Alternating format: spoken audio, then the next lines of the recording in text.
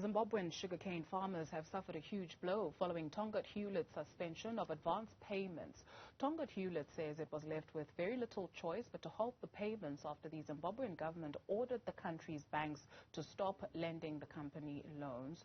To unpack the story further, we're now joined by Advocate Muchadeyi Masunda, who is the Zimbabwe Sugar Sales Board chairperson. Thank you very much, sir, for availing yourself this afternoon. Perhaps let's start with a bit of context. What has the government put forth as reasons for their call to stop the issuing of loans in the country? Well, on Sunday last week, there were a whole raft of measures that were announced by our president, Emmerson Mnangagwa. And I won't go into the details. I'll only focus on those raft of measures that apply to the sugar industry. So as a result of those measures that were introduced on Sunday, there was understandable concern amongst the various companies, the sugar industry included. And as a result, there have been misleading reports emanating from those measures that were announced last Sunday.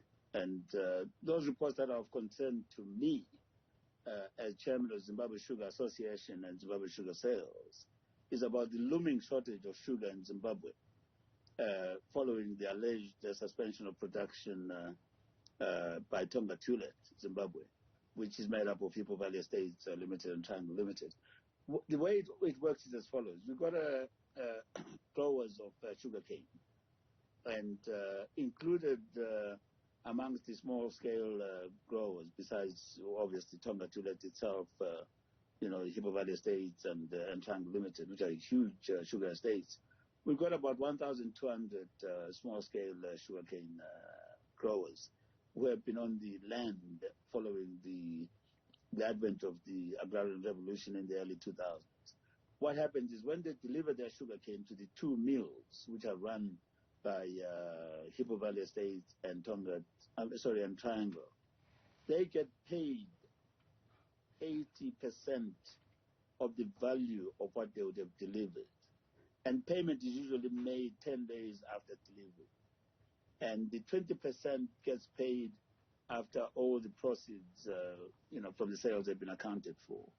So the statement that was sent out by Tongaat Hulett on the 12th of May indicated or stated that it was going to be difficult for Tongaat Hulett, Zimbabwe's operations to continue making those advance payments to the sugarcane farmers. But that situation has since been corrected, and sugar is one of the commodities that have been exempted from that blanket ban of credit facilities being granted, by banks, to various operators. So as we speak, the situation is back to normal, and Tongaat Hulett will be able to continue as before.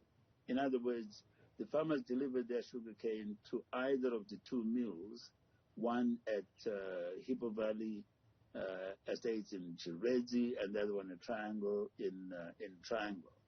And the long and short of it is that the sugar industry, will continue operating without any interruptions, and we don't expect any disturbances, to the production of sugarcane itself by the farmers, and the production of sugar, raw sugar by the millers. And nor do we expect any disturbances to occur with regard to the distribution of raw sugar, to the refiners, and the distribution of the sugar thereafter to every nook and cranny in Zimbabwe. So I would like to assure all stakeholders, that the reports that have been doing their rounds, especially in the media and the social media platforms, I haven't got any. There's no grain of truth in them, and we have got adequate stocks of all types of sugar within Zimbabwe following the resumption of the milling operations in April this year. The situation has since been corrected, and you don't expect any disturbances to production. Should there be another announcement of this kind, what does that mean? Or rather, maybe the question actually is, do you not fear that you could possibly see another announcement of that kind? There's no cause for me to believe that there would be any other announcement made, that would be contrary to what the position as I've just stated. But it's all up to the millers themselves, namely Hippo Valley Estates Limited and Triangle Limited, to negotiate with their financiers, the financial institutions that they normally deal with, to either grant them new facilities or extend the existing facilities to enable them to pay the sugarcane farmers along the same lines as they've done from time immemorial. So sugarcane farmers will receive advance payments. They will, but if I could maybe just digress a little bit, and say something that is of importance, to all of us who are doing business in very trying circumstances in Zimbabwe. I think there's a dire need for appropriate consultation to take place between ourselves in the private sector and the regulatory authorities, government. And the biggest problem that we're about to contend with in Zimbabwe, emanates from lack of, I would say, five issues. One, clarity about any piece of legislation or policy measures that may be introduced from time to time. And secondly, there has to be certainty. Thirdly, there has to be consistency. And fourthly, there has to be predictability. And lastly, point number 5, there has to be sustainability. Now, if any of those issues are conspicuously absent from any of the measures that get introduced from time to time, then we're going to have continue having the kind of problems that have manifested themselves since the announcement of this draft of measures on Sunday last week. Thank you. We need to sit down together and look at whatever it is that needs to be addressed and put our heads together and make sure that we put our best foot forward together as a country. You could be operating a business, or you could be chairing a business from anywhere in the world. You speak of operating in a country under very trying times. Why have you stayed in Zimbabwe?